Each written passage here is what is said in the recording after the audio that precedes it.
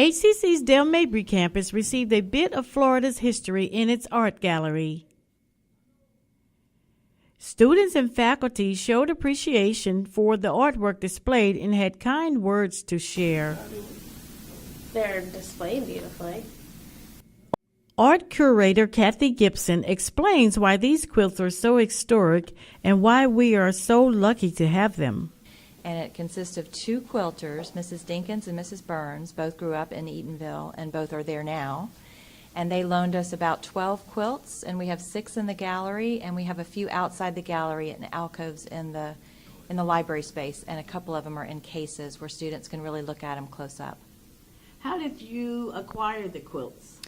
We've been looking to do a quilt show for the last couple of years, and so I've just been looking into museum quilt travel shows, individuals that have quilts or collect quilts, and I thought of Eatonville because I'd been there before and I've grown up in Florida.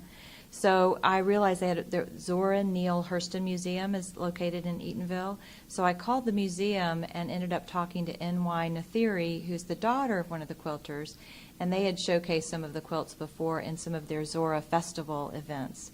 So I just continued to stay in touch with her, and it just worked out for us to go and borrow these quilts for this short time. An HCC faculty member shares his thoughts and first impression of the Above the Fray quilt exhibit during the opening night reception. Well, it's a very interesting exhibit. I had a chance to tour it on the reception night a few weeks back and got a sense of the work that's been put into each one of these quilts, as well as the historic nature of each one. And it just gives a good representation of a city here in Florida, as well as a particular era when quilt making was rather popular and trade and a tool that was used by many people.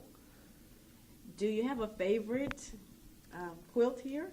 My favorite is so far the one that's actually draped on the bed. I like the styling as well as the color patterns that are on it.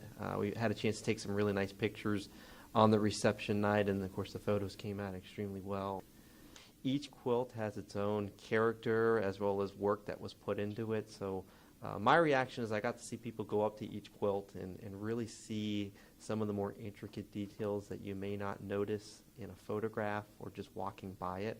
So just to see people go up and really spend a minute or two really looking at how the quilts were patterned and designed, it was nice to see. It was also fun to photograph people's reactions to the different quilts.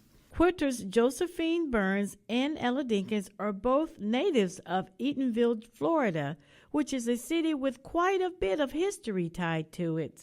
I like it because I've been, I was born in Florida. I've been here my whole life, and so it's a part of history of Florida, and one that I don't think a lot of people are aware of. So it's nice to bring it to everybody's attention. Both quilters have their own style, and each quilt has its own unique design. Well, we actually have some pillows that are made with the same technique, the yo-yo quilt, which is behind me on the bed, and also we have one of those in the cases out front in the library. But their smaller version of that covers 2 pillows, and so we have those in a case just outside the gallery doors. And those were also made by Josephine Burns, and they're in the same technique and beautifully done.